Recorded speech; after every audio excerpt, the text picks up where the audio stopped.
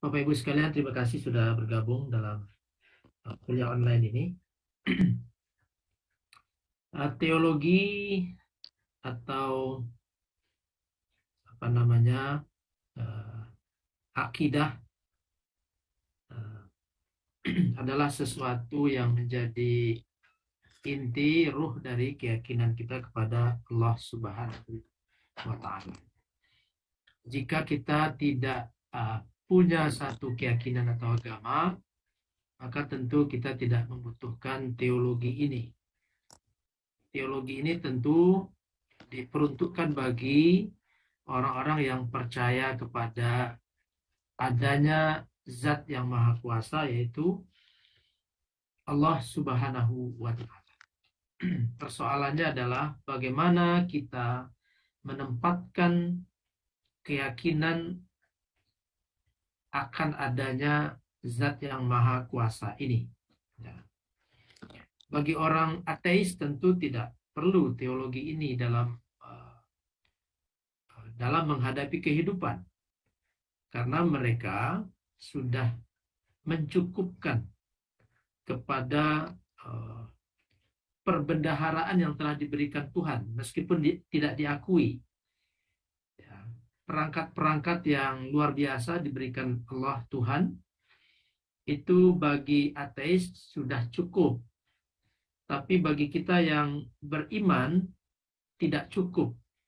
Kita membutuhkan satu keyakinan tentang keberadaan zat yang maha agung ini, dan keyakinan itu dibicarakan, dibahas, dan difahami melalui kajian akidah ini. Dan bagi kita sangat penting menghadapi kehidupan ini dengan landasan teologi. Ya, dengan landasan teologi. Sehingga kita tetap dapat menjalani kehidupan, memanfaatkan alam semesta ini, tetapi inspirasinya adalah dari keyakinan kita terhadap Allah Subhanahu wa Ta'ala. Baik, Bapak Ibu sekalian, saya ingin sebagaimana biasa memulai dari diskusi atau pertanyaan-pertanyaan yang jumlahnya banyak, tetapi saya ringkas kepada 4 pertanyaan ini atau 3 pertanyaan ini. Tauhid rububiyah, tauhid uluhiyah, kemudian tauhid asma wa sifat, lalu nanti materi kita adalah sifat 20 sifat wajib bagi Allah Subhanahu wa Ta'ala. Lalu bagaimana dengan Islam tanpa embel-embel atau Islam substantif atau formil. Kita mulai dari kajian kita sebelum ini, yaitu tauhid rububiyah dan tauhid uluhiyah serta tauhid al-asma wa as-sifat.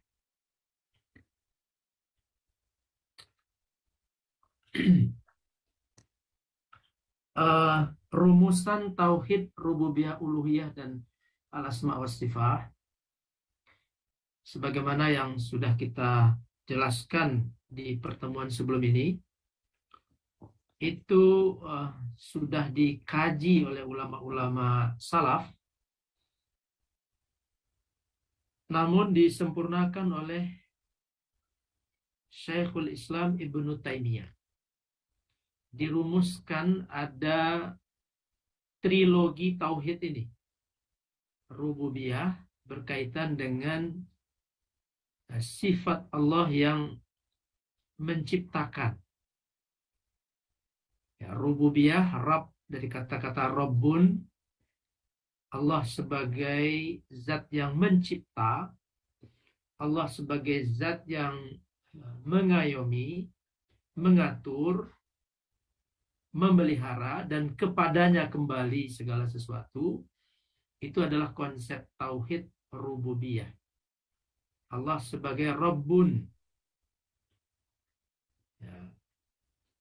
Di dalam bahasa Arab kita tahu Pemilik rumah itu disebut dengan Rabbul Baiti. Pemilik apalagi? Pemilik toko itu disebut dengan Rabbud Rabbud Dukan.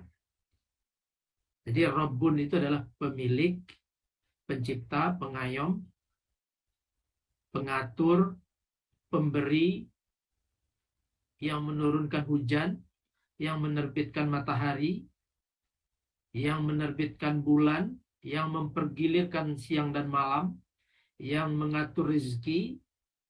Itu adalah aspek rububiyah dari Allah Subhanahu wa taala yang dikenal dengan tauhid rububiyah. Aspek lain yang dikenal dengan tauhid uluhiyah adalah aspek Allah sebagai tempat atau zat yang disembah, zat yang dimuliakan, zat yang diberikan pengorbanan, keikhlasan, zat tempat meminta. Itu adalah tauhid uluhiyah. Sedangkan tauhid al-asma wa sifah menurut Syekh Ibnu Taimiyah adalah satu keyakinan bahwa Allah itu memiliki nama dan sifat sebagaimana yang disebutkan di dalam Al-Quran dan As-Sunnah. Sebagaimana adanya. Ini tauhid rububiyah, uluhiyah, al-asma wa sifah. Nah, kita sudah ada di depan mata kita ayat. Ayat ini berbunyi, wala in sa'altahum man khalaqas samawati wal arda la yaqulunna Allah. Ayat ini berkaitan dengan orang-orang musyrik. Orang musyrik Makkah itu kalau ditanya, siapakah yang menciptakan langit dan bumi? Maka mereka akan mengatakan Allah. Jadi orang musyrik kalau ditanya, siapa yang menciptakan langit dan bumi? Mereka akan menjawab Allah. Nah, ini dasar tauhid rububiyah. Ya.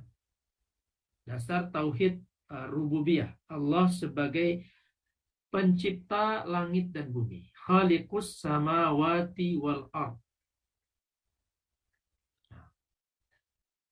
Lalu kita teruskan ayatnya. Qul afara'aitum ma tad'una min dunillahi in aradani Allahu bidur. Katakanlah, apakah engkau melihat, kalian melihat bahwa apa yang kamu minta atau sesuatu yang kamu meminta kepadanya selain Allah, tad'una min dunillah, engkau memohon, meminta selain kepada Allah. Apakah dia akan dapat memberikan,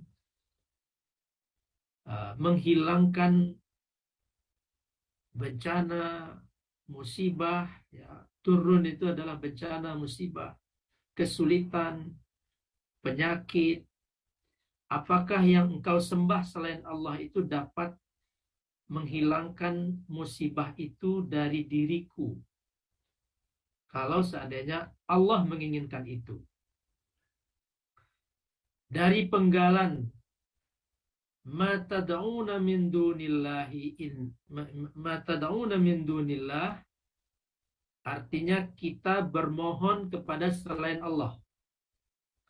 Ini berhubungan dengan tauhid uluhiyah. Jadi kalau yang di atas tadi, man khalaqas samawati wal ard, siapa yang menciptakan langit dan bumi, la yaqulunna Allah, Allah. Itu adalah tauhid rububiyah. Lalu ma tad'una min dunillah, zat yang engkau mohon selain Allah, itu berkaitan dengan tauhid uluhiyah. Qul hasbiyallahu alaihi yatawakkalul mutawakkilun. Ini tentang bertawakal. Bertawakal ini kaitannya dengan tauhid uluhiyah. Begitu penjelasan dari Syekhul Islam Ibnu Taimiyah. Ini sama ayatnya di surat Az-Zukhruf. Wala in sa'altahum man khalaqahum la yaqulunna Allah. Siapakah yang menciptakan mereka? Mereka akan berkata, Allah yang menciptakan kami.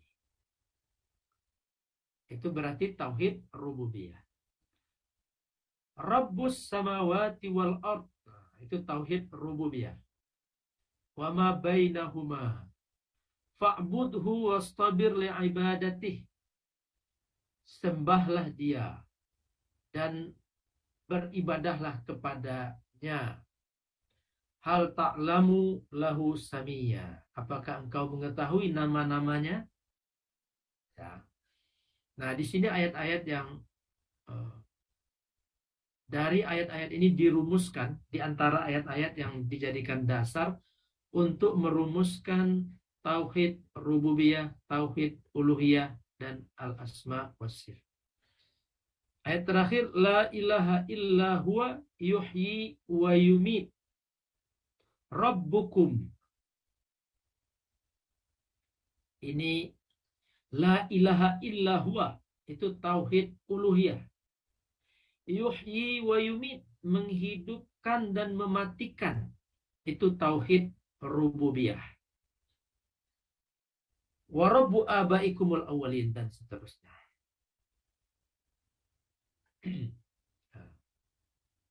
Ini juga ayat-ayat yang berkaitan dengan dasar-dasar dirumuskannya tauhid rububiyah, uluhiyah, dan al-asma was sifat.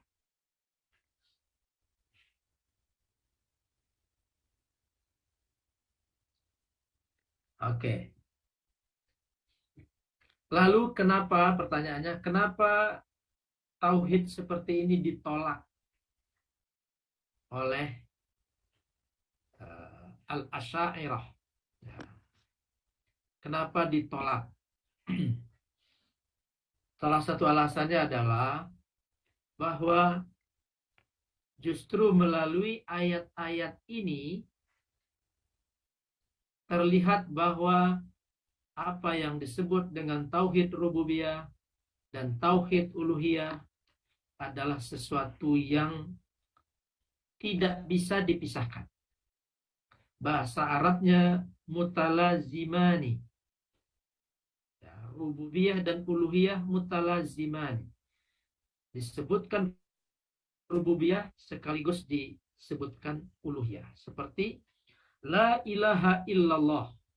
Ya, ayat yang terakhir itu adalah pengakuan terhadap uluhiyah.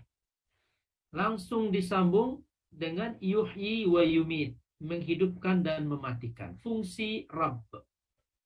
Yuhyi wa yumit itu fungsi Rabbun. La ilaha illallah itu adalah fungsi ilah. Jadi ilah dan Rabb dalam ayat-ayat ini justru menjelaskan bahwa menurut Asy'ariyah rububiyah dan uluhiyah itu sesuatu yang mutalazimani, sesuatu yang sinkron. Jadi tidak perlu namanya rububiyah dan yang satu uluhiyah.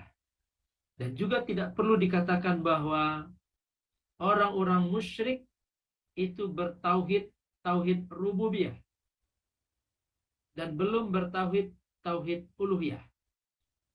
Ya, meskipun orang musyrik menjawab wala in sa'altahum man khalaqahum la yaqulunna Allah.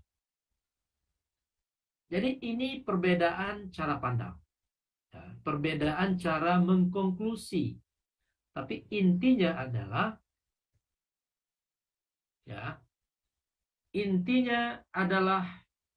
baik yang merumuskan tauhid uluhiyah, rububiyah, dan asma wa sifat, maupun nanti yang kita bahas tentang pendapat Asy'ariyah, intinya adalah upaya untuk mentakzim, mengagungkan dan memuliakan Allah Subhanahu wa taala. Dan yang kedua adalah mentanzih, memisahkan Allah Subhanahu wa taala dari segala macam kekurangan, dari segala macam uh, uh, ketidakmuliaan Allah Subhanahu wa taala. Jadi baik yang merumuskan tauhid rububiyah, uluhiyah dan asma wa sifat maupun yang merumuskan tauhid zat, sifat dan af'al, kedua-duanya menginginkan ta'zim, mengagungkan dan memuliakan Allah Subhanahu wa taala, dan menginginkan tanzih, menjauhkan Allah dari segala kekurangan. Adapun yang dilakukan oleh Imam Syekh Ibnu Taimiyah adalah upaya untuk pembelajaran. Mana yang fungsi Rabbun, mana yang fungsi ilahun, dan mana nanti yang al-asma was sifah. Jadi ini tidak perlu dipertajam cara pandang ini, karena yang terpenting adalah upaya untuk memuliakan Allah, meninggikan Allah dan lain sebagainya. Kemudian di slide ini berbicara tentang sifat zat dan sifat fi'il, sifat zat dan sifat perbuatan. Mudah-mudahan ini tidak rumit untuk memahaminya. Al-Quran menyebutkan kata wajah. Wa yabqa wajhu rabbika dzul jalali wal ikram. Al-Quran menyebutkan tangan. Yadullah fawqa aydihim. Menyebutkan jari-jari, menyebutkan mata, dan menyebutkan kaki. Lalu juga disebutkan dalam Al-Quran dan dalam hadis, Allah bersemayam di al-arsh. Wallah alal arsh istawa. Allah bersemayam di dalam arsh. Allah turun ke bumi sepertiga malam. Allah bersama manusia. Allah datang, Allah kagum, Allah tertawa, Allah senang, dan Allah marah. Semua ini ada di dalam Al-Quran dan Sunnah. Ya. Nah, yang merumuskan tauhid rububiyah, uluhiyah dan asma wa sifat menyatakan bahwa apa yang disebutkan dalam Al-Quran dan As-Sunnah harus diyakini sebagaimana yang disebutkan itu. Allah punya wajah, ya Allah punya wajah. Tetapi wajah yang laisa kamitslihi syai'un. Tidak ditanya lagi kaifanya, itsbatun bila kaif. Menetapkan tanpa bertanya seperti apa. Mata, kaki, ya. Bersemayam di arsy tidak perlu ditanya bagaimana bersemayamnya. Allah turun ke bumi tidak perlu dijelaskan bagaimana turunnya. La takhaf wa la tahzan innallaha ma'ana. Itu ungkapan Nabi Muhammad kepada Abu Bakar ketika kedua-duanya berada di Gua Hira. Allah bersama manusia. Tidak perlu ditanyakan lagi teknisnya. Ini yang merumuskan tauhid rububiyah, uluhiyah dan asma wa sifat. Dia diterima apa adanya sebagaimana orang Arab memahaminya. Ya, ini tadi yang kita sampaikan. Ahlus sunnah salafi, ahlus sunnah asy'ariyah. Ini berbeda dalam memberikan penjelasan-penjelasan, memberikan argumen-argumen. Ada perbedaan. Sebagaimana juga perbedaan yang terjadi di dalam fikih. Tetapi sudah kita kunci bahwa upaya salafi, upaya asy'ariyah merumuskan tauhid ini adalah untuk mentakzim, mengagungkan Allah Subhanahu wa taala dan mentanzih. Salafi tadi mentanzih Allah dengan sifat zat dan sifat af'al tadi itu harus diyakini apa adanya. Cara mentanzihnya adalah jangan bertanya bagaimana teknisnya. Begitu. Begitu caranya ya, Salafi mentanzih. Ya, ditetapkan apa yang disebutkan oleh Allah di dalam Al-Quran dan oleh Rasulullah di dalam hadis, ditetapkan itu. Apa yang disebutkan, wajah, tangan, kaki, turun, mendekat, senang, tertawa, dan lain sebagainya, harus diyakini seperti yang tertulis, tetapi harus ditanzih. Cara mentanzih itu artinya menjauhkan Allah dari segala kekurangan dan segala sesuatu yang sama dengan makhluk. Cara mentanzihnya adalah jangan ditanyakan teknisnya. Itu cara mentanzih. Nah, Salafi ada oknum independen dalam tauhid, rububiyah, uluhiyah, asma wa sifat. Nah, Salafi yang ingin tanzih tadi, menurut Asy'ariyah, ya, bisa-bisa menjurus kepada tasbih dan tajsim. Bisa-bisa menjurus kepada tasbih. Tasbih itu menyamakan Allah dengan makhluk. Tajsim itu meyakini Allah punya jisim, punya adza, punya anggota-anggota badan. Bisa menjerumuskan kepada itu menurut Asy'ariyah. Jadi di sini perbedaannya nanti. Tapi kata Salafi, supaya tidak menjurus kepada tasbih dan tajsim, maka jangan ditanya wajahnya, tangannya, turunnya, dan lain sebagainya. Di atas arasnya, yakini saja seperti itu, tetapi berhenti di situ, tidak bertanya. Asy'ariyah tidak membagi tauhid seperti itu. Ya. Karena tauhid rububiyah dan tauhid uluhiyah berdasarkan ayat yang tadi kita bacakan, justru melihatkan talazum, melihatkan sesuatu yang kohesif, tidak terbagi. Tauhid itu satu. Itu pendekatannya. Lalu bagaimana dengan ayat-ayat hadis-hadis yang menyebutkan bahwa Allah punya wajah, punya tangan, turun, dan lain sebagainya? Menurut Asy'ariyah itu harus ditakwil supaya tidak terjerumus ke dalam tasbih dan tajsim. Jadi ini perbedaan antara Ahlus Sunnah Salafi dan Ahlus Sunnah Asy'ariyah. Pertanyaannya sering muncul. Orang Salafi sering bertanya apakah Asy'ariyah itu Ahlus Sunnah. Asy'ariyah pengikut Imam Abu Hasan al-Asy'ari juga bertanya apakah Salafi itu Ahlus Sunnah. Kita mengatakan bahwa Salafi dan Asy'ariyah adalah Ahlus Sunnah. Metode pendekatan, cara pandang mereka di beberapa kasus itu berbeda. Dan perbedaannya tidak menjerumuskan atau membawa yang meyakini ini menjadi musyrik atau keluar dari Islam dan lain sebagainya. Ini hanya perbedaan cara pandang. Oleh karena itu, kedua kelompok ini harus pandai menahan diri. Yakini apa yang diyakini, tapi tidak boleh kemudian menyalahkan dan menghujat apa yang muncul dari perbedaan-perbedaan itu. Dan ini tidak bisa didudukkan, itu tidak bisa. Biarkan ini berbeda, sebagaimana fikih juga kita berbeda.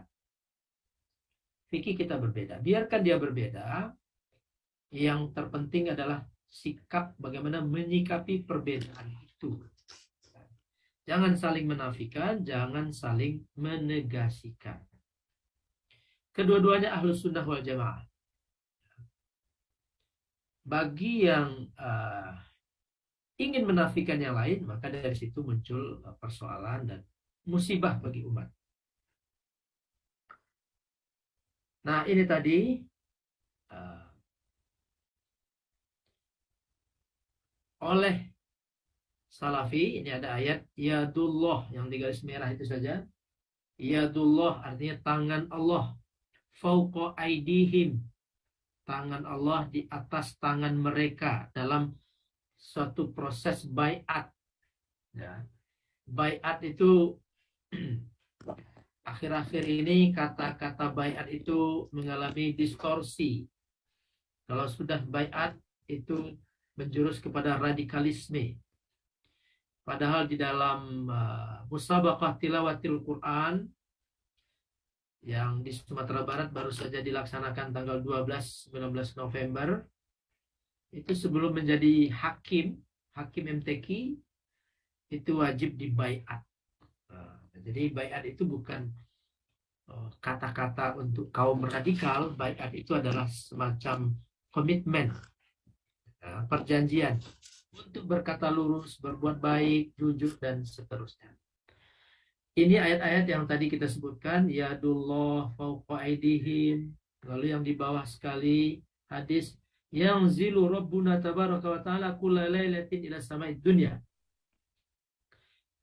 Tuhan kita turun setiap malam ke langit-langit bumi ketika tersisa sulusul lail, sepertiga malam. Yaqulu man yad'uni, Allah berkata, barang siapa yang memohon berdoa kepadaku, fa'astajibalah, aku akan mengabulkannya. Man yas'aluni fa'u'tiyah, barang siapa yang meminta kepadaku, aku akan beri. Wa may yastaghfiruni fa'aghfiralah, barang siapa yang meminta ampun kepadaku, maka aku akan mengampuni. Ini hadis yang diriwayatkan oleh Imam Bukhari. Nah, Salafi itu menetapkan tangan Allah, tetapi jangan bertanya lebih teknis. Menetapkan Allah turun, tapi jangan bertanya bagaimana turunnya. Asy'ariyah, yadullah itu ditakwil supaya tidak terjerumus kepada tajsim. Yanzil itu juga ditakwil. Apanya ya yanzil, apanya yang turun? Turun rahmatnya, turun malaikatnya, turun ampunannya, turun perhatiannya, dan lain sebagainya. Tidak dimaknai sebagai yanzil, turun sebagaimana difahami dalam bahasa-bahasa.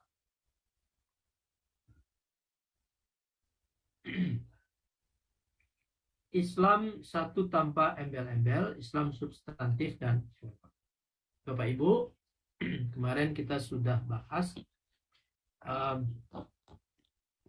bahwa apakah mungkin nanti ada Islam Eropa, Islam Afrika, sesuatu yang kalau difahami dengan sederhana tidak akan menimbulkan persoalan. Islam yang ada di Indonesia, pengamalan Islamnya, Islamnya satu ya. Apa yang satu itu? Percaya kepada Allah Subhanahu wa taala, Al-Qur'annya itu, hadisnya itu, ya. Ulama-ulama mazhabnya ya itu. Kalau di Indonesia kebanyakan Imam Syafi'i, meskipun ada juga yang lainnya. Kemudian dalam bertasawuf, tasawufnya Ghazali atau Junaid al-Baghdadi, tarekatnya Naqsyabandi dan seterusnya. Kan sama dengan juga yang ada di Afrika umpamanya. Ya. Itu yang disebut dengan Islamnya satu. Tapi kemudian pakaiannya ke masjid sudah berbeda. Orang Islam Indonesia mungkin pakai baju koko atau baju batik seperti saya. Atau pakai peci. Di situ mulai berbeda. Itu saja yang perbedaan-perbedaan yang diakibatkan oleh kultur yang berbeda. Ya. Perbedaan-perbedaan disebabkan oleh kultur yang berbeda. Lalu kemudian ketika misalnya umat Islam Indonesia menyukai berdoa bersama-sama, ya. Sementara di daerah lain tidak menyukai. Itu saja yang membedakannya. Penciriannya Islam Indonesia itu ya seperti itu. Bukan Qur'annya beda, hadisnya beda, dan lain sebagainya beda, bukan. Hanya sebatas itu. Bahwa nanti ada yang memanfaatkannya untuk kepentingan politik, itu hal lain. Ya. Karena politik itu tidak ada yang tidak. Politik menggunakan apa saja untuk kepentingan politiknya. Ya, dulu kita masih ingat kalau P3 yang dulu di zaman Orde Baru, P3 yang kampanye, maka ayat yang keluar adalah wala taqrabu hadhihi syajarah, janganlah mendekati pohon ini. Nah, pohon apa yang dimaksud? Pohon beringin Golkar itu waktu zaman Orde Baru, ya. Dan macam-macam lah digunakan isu untuk kepentingan politik. Jadi kalau Islam Nusantara, Pancasila digunakan untuk kepentingan politik, itu lain hal. Kita berbicara Pancasila yang ada di Undang-Undang Dasar. Kita berbicara Islam Nusantara adalah Islam yang satu tetapi ada kultur budayanya. Misalnya masjid di Minangkabau itu tidak gubah begitu saja, tapi juga ada gonjongnya, seperti rumah gadang itu. Itu yang kita maksud sebenarnya dari penyebutan Islam Nusantara dan seterusnya. Nah, jadi Islam satu tanpa embel-embel. Ya. Lalu Islam substantif atau formil. Yang penting isinya saja, formalitasnya tidak penting. Nah, ini mengingatkan kita terhadap kajian-kajian tasawuf atau tarikat. Ada syariat, ada hakikat, ada ma'rifat. Ada sebagian tarikat, pelaku tarikat itu mengatakan kami sudah pindah dari terminal syariat ke terminal hakikat. Kami tidak memerlukan syariat. Kami sudah sampai ke terminal hakikat. Sedikit lagi ke terminal ma'rifat. Oleh karena itu, kami sudah tidak memerlukan syariat. Tidak memerlukan ibadah. Tidak memerlukan amalul jawari. Ya. Ini ketika kita berbicara tentang Islam substantif atau formil, Islam isi dan menghilangkan form, menghilangkan simbol-simbol. Tidak ada kehidupan di dunia ini yang dengan sengaja menghilangkan simbol. Manusia adalah makhluk simbolik. Makhluk simbolik di mana saja kita berada, yang namanya manusia adalah makhluk simbolik. Penuh kaya dengan simbol-simbol. Beragama juga ada simbol-simbolnya. Nah, ini dedengkotnya tasawuf. Al-Junaid Al-Baghdadi. Ini pausnya tasawuf. Yang diakui oleh para pelaku tasawuf sendiri atau juga orang yang hampir tidak mempraktekkan tasawuf atau tidak menyukai tasawuf. Apa kata Al-Junaid Al-Baghdadi? Inna hadha kalamu qawmin takallamu bi isqatil a'mal anil jawari. Wa huwa indi azimatun. والذي يزني ويسرق أحسن حالا من الذي يقول هذا فإن العارفين بالله أخذوا الأعمال عن الله وإليه رجعوا فيها ولو بقيت ألف عام لم أنقص من أعمال البر ذرة إلا أن يحال بدونها. Ini pernyataan Imam Al-Junaidi yang intinya adalah bahwa meninggalkan formalitas agama, syariat agama, ya, itu adalah persoalan besar sekali bagi Junaid al-Baghdadi.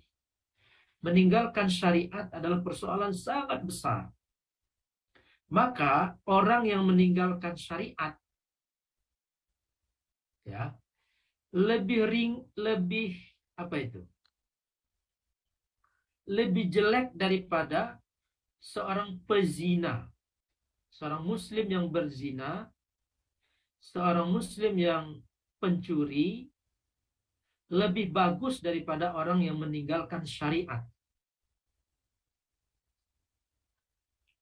Sesungguhnya al-arifuna billah, para sufi besar, para sufi yang memiliki karomah, akhadul a'mal anillah. Nah, para sufi itu mengambil syariat dan melakukan syariat sebagai bentuk ketundukan kepada Allah Subhanahu wa ta'ala. Lalu yang kedua, waqala at-turuq kulluha masdudah.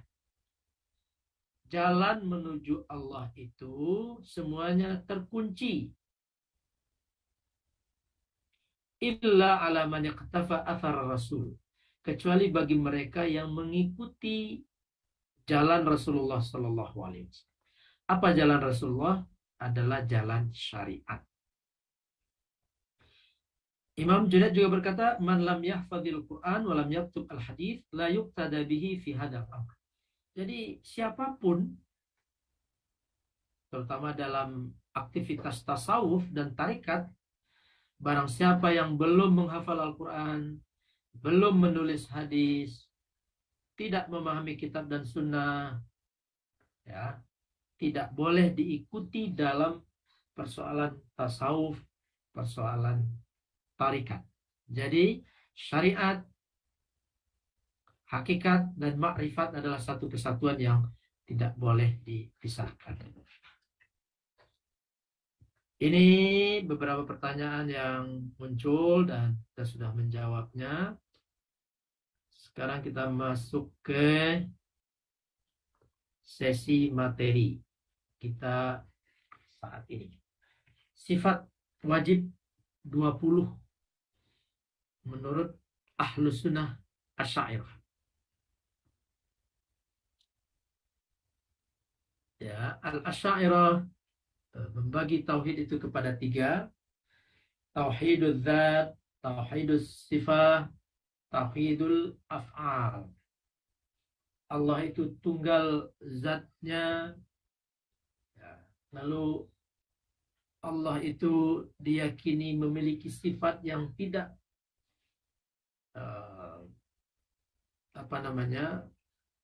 bukan sesuatu di luar zat, ya. Lalu tauhid al-af'al, bahwa Allah Subhanahu wa taala adalah khaliqu kullasyai', adalah pencipta segala sesuatu. Tidak ada pencipta selain Allah Subhanahu wa taala. Kalimat pencipta yang dinisbahkan kepada manusia bukan dalam pengertian pencipta yang dimaksud di sini. Ya. Manusia tidak pernah menciptakan objek alam semesta.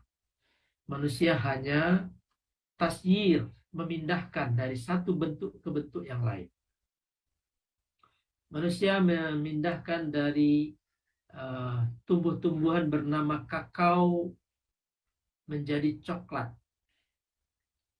Manusia memindahkan tumbuh-tumbuhan dari tebu menjadi gula, dan seterusnya. Dan itu juga disebut sebagai, dalam bahasa manusia, sebagai pencipta. Tapi bukan pencipta seperti itu yang kita bahas dalam tauhid ini. Allah lah pencipta segala sesuatu. Ya, itulah yang disebut dengan tauhid al-af'al. Menurut Imam Abu Hasan al-Asy'ari dan al-Asy'ariyah, sifat wajib bagi Allah itu dibagi kepada 4. Nafsiyah, salbiyah, ma'ani, dan ma'nawiyah. Ini tidak perlu kita. Sifat nafsiyah. Jadi sifat Allah yang wajib itu pertama al-wujud. Allah itu ada. Apanya yang ada?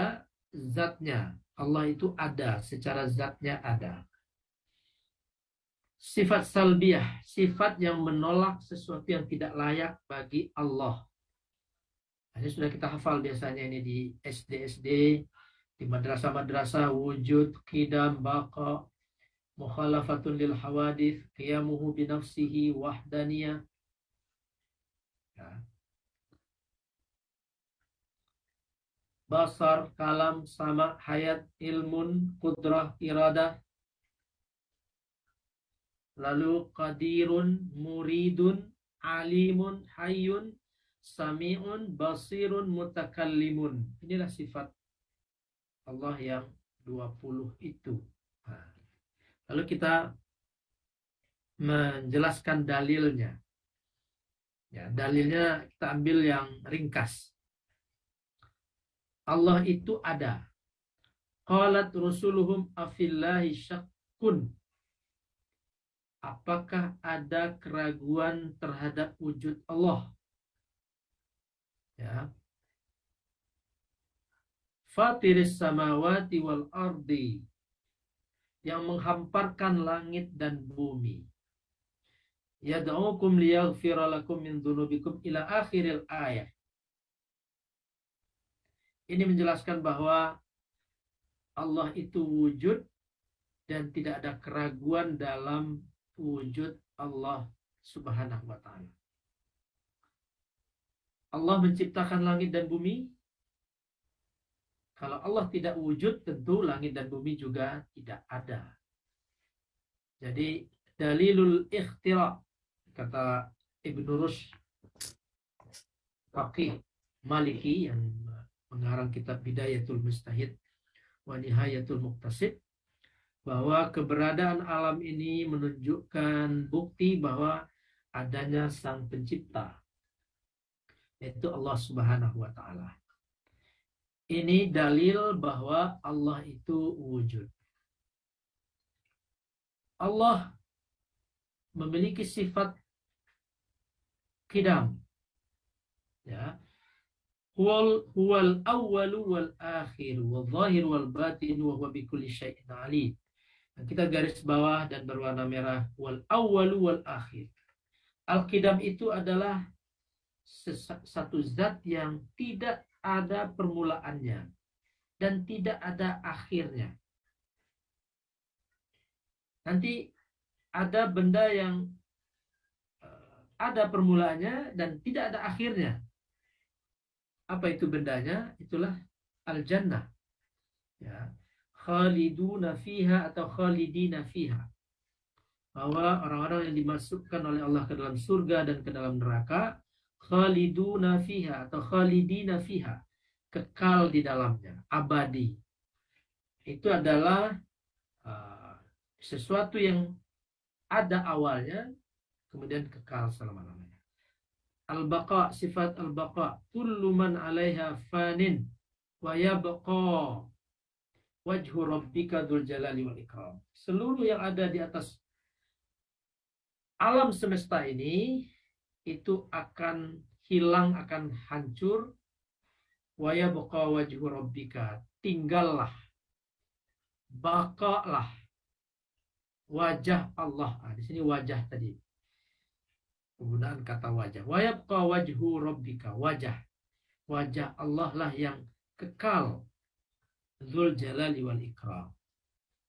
Mukhalafatun lil hawadith. Berbeda dengan setiap makhluk.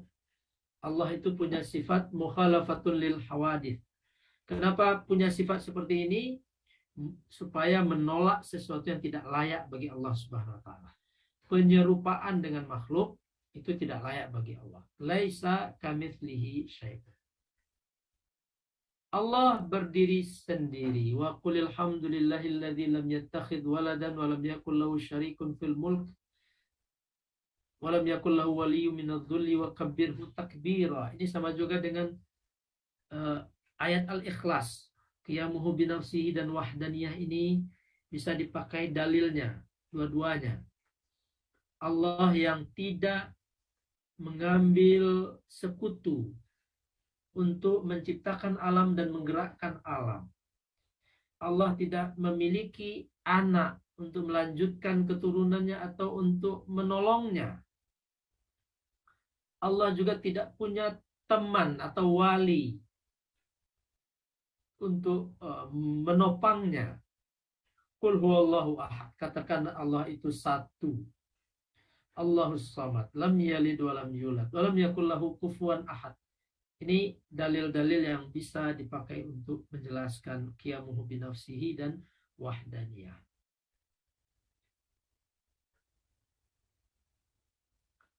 Al-basar. Basar itu melihat. Ya. Inna Allah ya'lamu ghaibas samawati wal ard wallahu basirum bima ta'malun.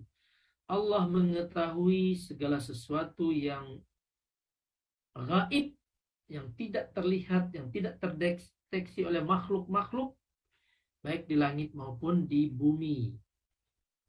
Allah melihat apa yang engkau kerjakan. Walamma ja'a Musa limiqatina wa kallamahu rabbuhu. Cerita tentang Musa yang berbicara dengan Rabbuhu, dengan Tuhannya. Ini menegaskan adanya sifat kalamullah. Sifat sama, mendengar. Wallahu huwas sami'ul alim. Allah maha mendengar dan maha mengetahui. Jadi ada sami, ada alim. Itu juga bisa dipergunakan sebagai dalil. Allahu la ilaha illa huwal hayyul qayyum. Al-hayy. Zat yang maha hidup. Yang maha menjadi tempat bersandar. Sifat ilmu, alimul ghaibi wasyahadah, juga as-sami'ul alim. Bisa dipakai sebagai dalil Allah memiliki sifat ilmu. Inna Allah ala kulli syai'in qadir, untuk menjelaskan sifat qudrah. Inna rabbaka fa'alun lima yurid, sifat iradah. Sesungguhnya Tuhanmu akan melakukan sesuatu apa yang dia kehendaki. Inna Allah ala kulli syai'in qadir. Allah maha berkuasa. Sifat qadir. Kaunuhu qadiran. Kaunuhu muridan. Inna rabbaka fa'alun lima yurid. Wallahu bikulli syai'in alim. Allah maha mengetahui. Wa tawakkal alal hayy. Sifat hayyun. Wallahu sami'un alim. Wallahu basirum bima ta'malun. Sifat kaunuhu sami'an, kaunuhu basiran, kaunuhu mutakalliman. Bapak Ibu sekalian, inilah sifat 20 yang wajib diketahui. Dan sifat 20 ini sama dengan bagaimana As-Salafi merumuskan sifat rububiyah, uluhiyah, dan al-asma wa sifah. Ini adalah ijtihad para ulama kita untuk membimbing umatnya agar tidak terjerumus kepada pengumpamaan Allah dengan makhluknya, agar tidak terjerumus kepada keyakinan bahwa Allah itu memiliki batasan-batasan, bahwa Allah itu tidak memiliki kemampuan untuk mengetahui sesuatu secara detail. Misalnya, para filosof Yunani itu mengatakan bahwa Allah tidak mengetahui sesuatu yang terjadi secara parsial. Yang kecil-kecil Allah tidak mengetahui. Itu pendapat filosof. Nah, ini dirumuskan bahwa Allah mengetahui apapun sekecil-kecilnya, sedetail-detailnya, tidak pernah lari dari ilmu Allah Subhanahu wa taala. Oleh karena itu, ulama kita mengatakan sebagaimana kita tidak bisa lari dari langit dan bumi, seperti itu pula lah kita tidak bisa lari dari ilmu Allah Subhanahu wa taala. Jadi rumusan-rumusan ini adalah untuk memagari umat agar tidak terjerumus kepada keyakinan-keyakinan yang berkembang di tengah umat manusia. Keyakinannya macam-macam sekali. Ini diberi panduan-panduan supaya berada di jalur yang benar, berada di panduan Al-Quran dan Sunnah, dan tidak terjerembab ke dalam keyakinan yang beragam macam, berbeda-beda. Sebagaimana juga ya, dibuat rumusan akidah, sebagaimana juga dibuat rumusan fikih. Fikih dibuat untuk menjawab persoalan-persoalan yang timbul di tengah-tengah masyarakat. Maka fikih itu selalu yatajaddad, selalu berubah, selalu, maksudnya persoalannya selalu berubah, dan boleh saja hukumnya berubah sesuai dengan perkembangan peradaban manusia, ya. Karena peradaban manusia itu dianjurkan, disuruh oleh Allah untuk terus berkembang. Nah, ketika manusia diperintahkan mengolah alam semesta, mengolah bumi dengan isi kandungannya, mengolah udara, mengolah laut, mengolah tubuh manusia, itu artinya Allah sedang memerintahkan agar manusia mengembangkan peradabannya. Ya, hanya dengan peradaban yang berkembanglah maka alam semesta ini bisa diolah. Atau sebaliknya, mengolah alam semesta meniscayakan terjadinya munculnya peradaban dan munculnya kehidupan sosial yang beragam. Nah, dalam kehidupan yang beragam, kehidupan yang berkembang, agama harus hadir. Ya, agama harus hadir. Kehadiran agama untuk memberikan solusi dari perkembangan yang ada. Tidak mungkin agama menghambat. Ya, agama menghambat perkembangan peradaban, sementara Allah menyuruh manusia untuk mengolah alam semesta, untuk mengembangkan peradaban. Maka sebuah keniscayaan agar fikih menyertai perkembangan itu. Ya, ilmu harus menyertai perkembangan itu. Ilmu apa saja, termasuk nanti bisa jadi konsep-konsep tauhid ini, ya, konsep tauhid ini jabarannya bisa berkembang untuk membuat manusia berada pada koridor, ya, terutama syahadat itu, asyhadu an la ilaha illallah wa asyhadu anna muhammadan rasulullah, atau la ilaha illallah dan seterusnya, yang merupakan kunci dari tauhid, dari ajaran Islam itu sendiri. Bapak Ibu sekalian, ini penjelasan dari sifat 20 yang diyakini oleh Asy'ariyah. Apa kritikan yang diberikan oleh Salafi umpamanya dalam sifat 20 ini? Ya, kritikannya adalah terutama pada sifat fi'liyah Allah, sifat dzatiyah juga. Ya, ketika Allah menyebutkan yadullah fauqa aidihim, ya, nazala rabbuna dan seterusnya, wa yabqa wajhu rabbika dzul jalali wal ikram, tentang tangan, tentang wajah, tentang turun. Kalau itu ditakwil, ya, menurut Salafi kalau itu ditakwil, takwil itu adalah melarikan kata itu dari makna dasarnya. Ya, seperti kudrah menjadi kekuasaan dan kekuatan. Kalau itu dilakukan oleh Asy'ariyah menurut Salafi, itu sama dengan taktil, sama dengan meniadakan sifat yad, meniadakan sifat nuzul, meniadakan sifat wajah, meniadakan sifat ini dan lain sebagainya. Nah, ini koridornya masih dalam koridor akal, pikiran, ijtihad para ulama. Ya. Koridornya koridor ijtihadi. Tidak keluar dari koridor itu.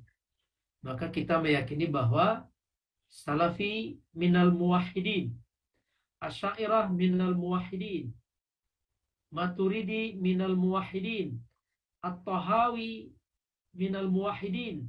Mereka adalah orang-orang yang bertauhid. Perbedaannya pada hal-hal cabang.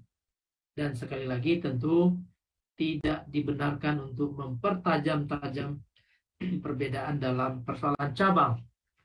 Karena kita kembali kepada nasihat ayahanda kita tadi, teologi ini, keyakinan ini harus berdampak dalam kehidupan sosial kita. Jangan menjadi penghambat, ya. Hanya pertengkaran demi pertengkaran yang sebenarnya ranahnya sangat sederhana, tapi dia harus mempunyai kontribusi dalam kehidupan sosial kita. Pengembangan teknologi.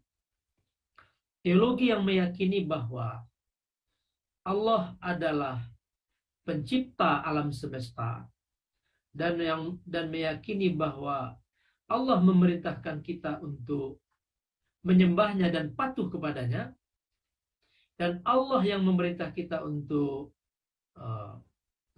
mengelola alam semesta ini, maka teologi itu sangat progresif. Teologi itu sangat progresif.